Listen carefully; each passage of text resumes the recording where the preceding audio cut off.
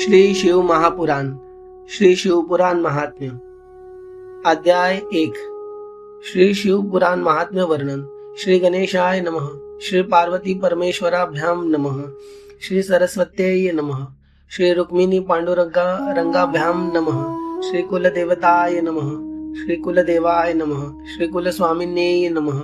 श्री सद्गुरवे नमः। अतः ग्रंथ प्रारंभ। शौनक ऋषी सुतांना म्हणाले, मुनिवर्य, तुम्ही महाज्ञानी आहात, तुम्हाला सर्व सिद्धांताचे उत्तम ज्ञान आहे। मला सर्व पुराणांचा सारांश विशदपणे जाणून घ्यायचा आहे। तसेच माझ्या मनात साधनेविषयक काही प्रश्नही आहेत। त्याची उत्तरे मिळाली तर मला समाधान वाटेल। हे मुनी, ज्ञान आणि वैराग्य युक्त भक्तीने विवेक उत्पन्न होतो। हा विवेक कसा वृद्धिंगत करावा? साधू पुरुष आपल्या क्रामक्रोधादी मानसिक विकारांचे कसे निवारण करतो? या कलियुगात जीव मुख्यतः असुरी स्वभावाचे बनले आहेत।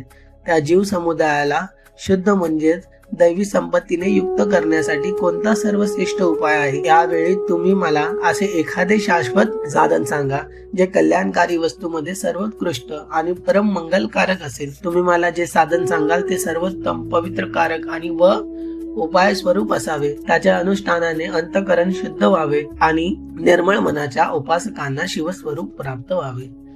सूत म्हणाले, शौनकजी, तुम्ही धन्य आहात।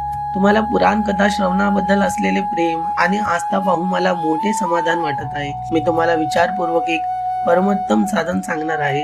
हे साधन सर्व शास्त्रातील सिद्धांतांनी युक्त भावभक्ती वृद्धिंगत करणारे आणि भगवान शंकरांना परम संतुष्ट करणारे आहे। ते श्रवणेंद्रियांची तृप्ती करणारे अमृत स्वरूप दिव्य रसायनच आहे। त्या सर्वोत्तम शास्त्राचे नाव आहे शिवपुराण। प्राचीन काळी भगवान शंकरांनी स्वमुखानेच याचे निरूपण केले आहे। हे कालरूपी सर्पापासून उद्भवणाऱ्या सर्व महान त्रासांचे निराकरण करणारे उत्तम औषध आहे। गुरुदेव व्यासांनी सनत कुमारांच्या आज्ञेनुसार या पुराणाची मोठ्या आदराने रचना केली आहे।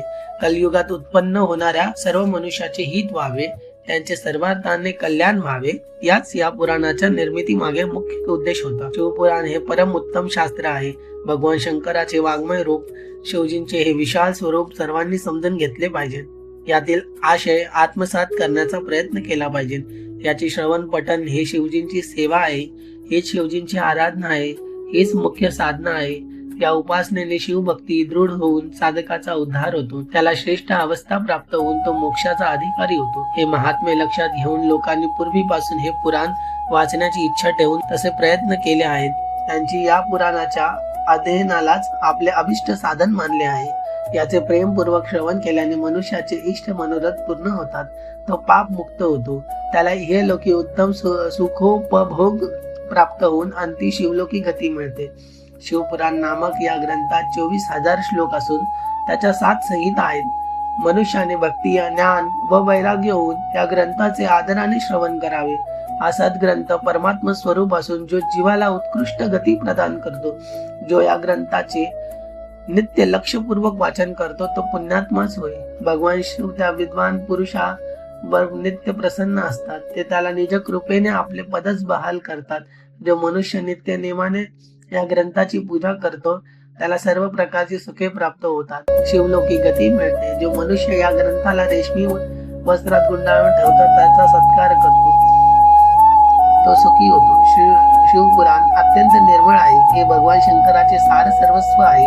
म्हणून ज्या कोणाला आपले इहपरलोकी कल्याण व्हावे असे दृढतेने वाटते, त्याने या ग्रंथ प्रमोदराने नित्य प्रयत्नपूर्वक सेवन करावे। हे शिवपुराण धर्म, अर्थ, काम आणि मोक्ष हे चतुर्विध पुरुषार्थ साध्य करून देणारे आहे, मंगलमय आणि कल्याण करणारे आहे। अध्याय 1 समाप्त।